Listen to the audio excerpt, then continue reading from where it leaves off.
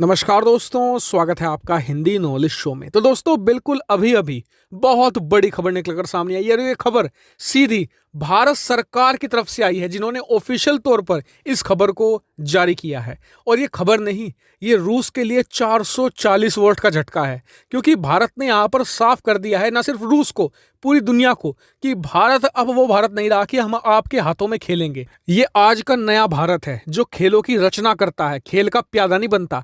और रूस का जो सपना था ना कि जी भारत को, चीन को और ईरान को साथ लाकर हम दुनिया को मैसेज देंगे कि हम बड़ी पावर हैं, उसे चकना चूर कर दिया है। क्या है खबर, मैं आपको अब डिटेल से बताने वाला हूं। तो हुआ क्या दोस्तों कि आप सभी लोग जानते हैं कि जो बाइडेन के राष्ट्रपति बनने के बाद अगर कोई देश सबसे ज्यादा दबाव में है तो वो है रशिया।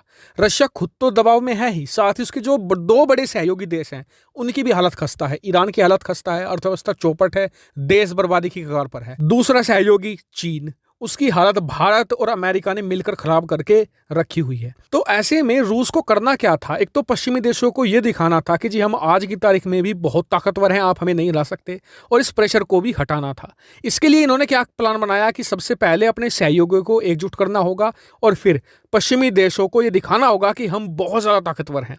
इनके सहयोगियों को इकट्ठा किया गया, चीन इकट्ठा आया, ईरान इनके साथ आया। तीनों देशों ने क्या प्लान बनाया कि हम एक बहुत ही बड़े स्केल पर नेवल एक्सरसाइज कंडक्ट करेंगे, ठीक है, और इसमें शामिल करेंगे भारत को भी। और बहुत सारे मीडिया हाउस ने इसको छापा भी कि जी भारत भी इन तीन देशों के साथ युद्धाभ्यास करेगा, और इसे बताया जा रहा था कि पिछले 10-20 सालों की ये सबसे बड़ा मिलिट्री ड्रिल होने वाली थी। लेकिन इसके लिए सबसे जरूरी चीज भारत ही था, क्योंकि अगर भारत इसमें शामिल होता तो ही इसे बड़ी मिलिट्री ड्रिल माना जाता, क्योंकि रूस, चीन और ईरान को तो एक साथ देखा ही जाता था। भारत का इसमें शामिल होना एक टर्निंग पॉइंट माना जाता, लेकिन ऐसा नहीं हुआ। आज ही भारत की तरफ से बयान आया है, स्क्रीन पर आप देखिए आर्टिकल, जिसमें भारत ने ऑफिशियली यह कहा है कि हम इस युद्धाभ्यास में शामिल नहीं होंगे। जी हां, और रूस के जितने प्लान थे सब धरे के धरे रह गए हैं। भारत इसमें क्यों नहीं जा रहा है? इसके 2 से 3 कारण बताए जा रहे हैं। सबसे पहले तो रूस का रवैया। दरअसल रूस यहां पर 2 नावों में पैर रखकर चल रहा है। हाल ही में पाकिस्तान में एक जो अमन 21 नाम का युद्धाभ्यास हुआ, वहां वो चले गए और वहां पाकिस्तान की नौसेना के साथ युद्धाभ्यास किया। अब भारत के साथ भी करना चाहते हैं। तो ऐसे में भारत ने साफ कहा कि जी दोगला खेल हमारे साथ तो नहीं चलेगा। और इतना ही नहीं, भारत तो उल्टा अब रूस के जले पर नमक भी छिड़केगा। कैसे? दरअसल जिस समय रूस, ईरान और चीन युद्धाभ्यास करेंगे, उसी समय भारत सऊदी अरब के साथ ठीक कुछ ही दूरी पर युद्धाभ्यास कंडक्ट करेगा। भारत पहली बार सऊदी युद्धाभ्यास के लिए जा रहा है। यह हुआ पॉइंट। दूसरा पॉइंट यह था कि जी भारत आज की तारीख में चीन के साथ किसी भी तरह का मिलिट्री इंटरेक्शन करने के मूड में है ही नहीं।